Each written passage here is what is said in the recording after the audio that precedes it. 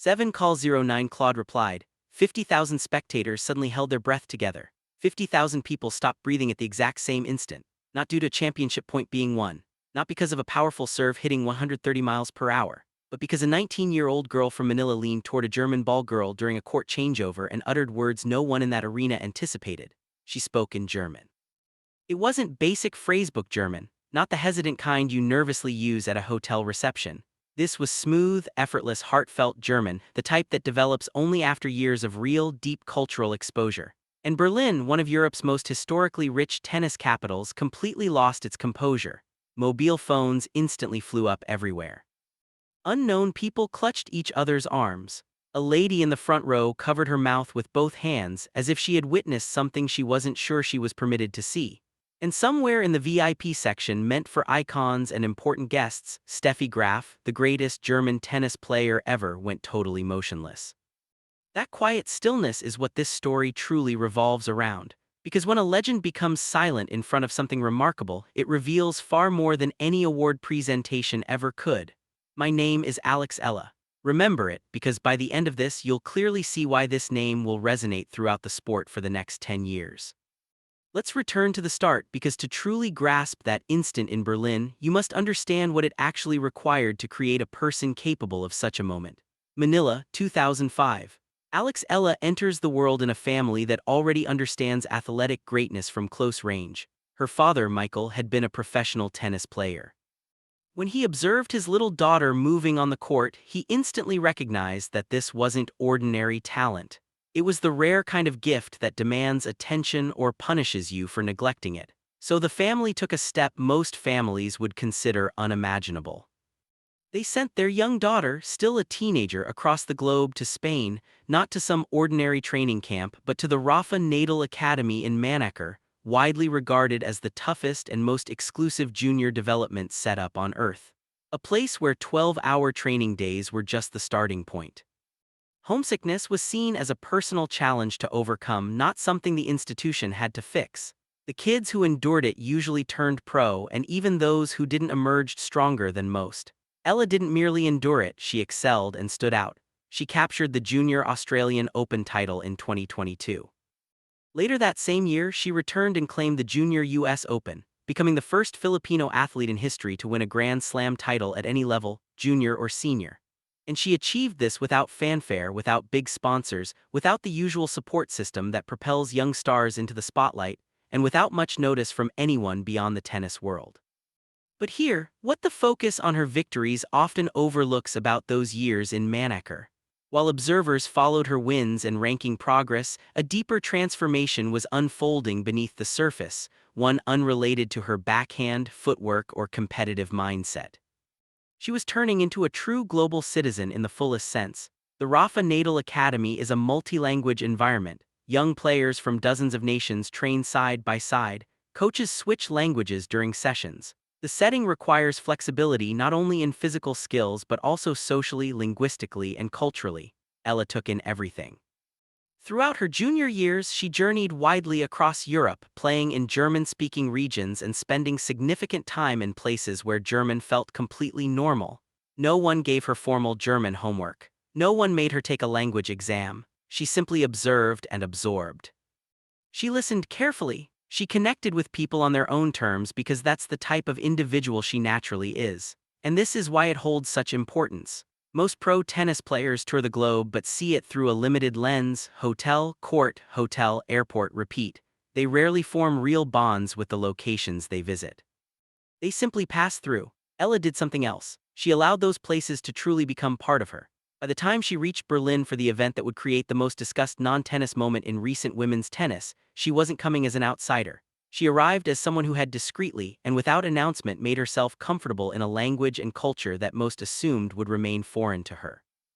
Berlin had no idea yet; it was about to discover it in the most surprising manner. Now here's something casual tennis fans frequently underestimate: the mental significance of changeovers. On the surface, they appear insignificant. Players sit, wipe sweat, sip water, breathe, then stand and continue. 90 seconds of rest. Ball kids perform their tasks efficiently around the court edges, almost unnoticed. Spectators adjust in their seats. Nothing notable occurs. That's exactly the purpose of a changeover. It's meant to be a brief break, a reset, a pause between high-stakes moments. Which is why what occurred during this specific changeover in Berlin felt so startling, so unforeseen, and ultimately so powerful. Ella was in the middle of a match deep in a hard-fought second set. The Berlin audience had stayed involved and supportive, but the mood remained typical for a pro tennis match, enthusiastic yet not intense. A young German ball girl, about 14 or 15 years old, approached to collect a towel from Ella's side of the court. Routine action, the sort of exchange that occurs hundreds of times daily at every tournament worldwide. Players usually barely notice, often staring at their racket strings, mentally preparing for the next game or simply trying to calm their heartbeat. Ella looked up and instead of the usual minimal interaction, polite nod or brief distracted smile before turning away, she spoke warm, everyday, fluent German. The ball girl's expression transformed instantly. The surprise of being addressed unexpectedly shifted quickly to pure joy, so fast it was nearly startling to observe. A broad smile lit up her face, visible even from distant seats. People in the front rows caught parts of the conversation. They turned to those beside them. Those people turned to the ones behind, and awareness of the moment rippled outward across the stadium like a wave. Every section realizing it just moments after the previous one. The clapping didn't grow gradually, it exploded. A sudden, complete burst of noise that had zero connection to the match score, nothing to do with a winning shot or a set ending. It was the sound of 50,000 people falling for someone all at once. Ella's response to the crowd's reaction may be the most telling part of this whole story. She glanced around the arena with an expression perfectly captured on camera. It sat somewhere between real surprise and calm amusement, as though she hadn't fully realized that speaking naturally to a teenager would trigger this reaction. As if it had seemed completely normal to her, and she was now mildly puzzled by everyone else's strong response to something she viewed as ordinary. That element completely won over the entire crowd. Because if it had been planned or a polished athlete using charm strategically, attentive viewers would have sensed it. People can distinguish between performance and genuine behavior, even if they can't explain why. What the stadium felt was someone who had simply acted naturally in the moment and truly hadn't anticipated a standing ovation for it. Within 4 minutes after play restarted, the video was already spreading rapidly on social media, not via official tournament accounts, which were still airing the match. It moved through personal profiles, fan pages, and the informal online networks that modern sports use to capture moments broadcasts miss. The hashtag #LogGerman began trending in Germany within the hour. Passionate and well-organized Filipino supporter groups spread the clip worldwide inside 90 minutes. The views surged with that special speed reserved for content that needs no explanation, crossing languages and cultures while affecting everyone the same way. Comments flooded in from all directions. German fans expressed a mix of disbelief and pride they couldn't easily separate. Filipino supporters shared heartfelt messages about what it means to see someone carry your nation's flag into spaces not designed for you and behave as if she naturally belongs, because she does. Tennis journalists who usually avoid stories that distract from on-court action still shared it, as certain moments surpass normal editorial rules. One comment stood out for its simplicity: "She didn't have to do that." And that captures everything. She didn't have to do that. The strongest acts of human connection are nearly always the unrequired ones, the ones that demand no extra effort logistically yet reveal the complete truth about a person's character. Ella could have stayed silent during those 90 seconds. She could have focused on her racket. She could have done precisely what every other professional would do: treat the ball kid as background while staying mentally locked in the competition. Not rudely, just professionally. Instead, she chose to notice a teenager performing an unseen task and connect with her in her own language, on her terms, without considering any audience. And now comes the element that shifts everything, the Steffi Graf factor, because we must discuss what lay behind that frozen expression. Graf didn't reach the status of greatest German tennis player by chance. She constructed a legendary career over 15 years at the sport's highest level through physical brilliance, iron mental strength, and nearly superhuman competitive drive. She secured 22 Grand Slam titles. She remains the only player, man or woman, to win every Grand Slam event at least 4 times. She held the world #1 ranking for 377 weeks.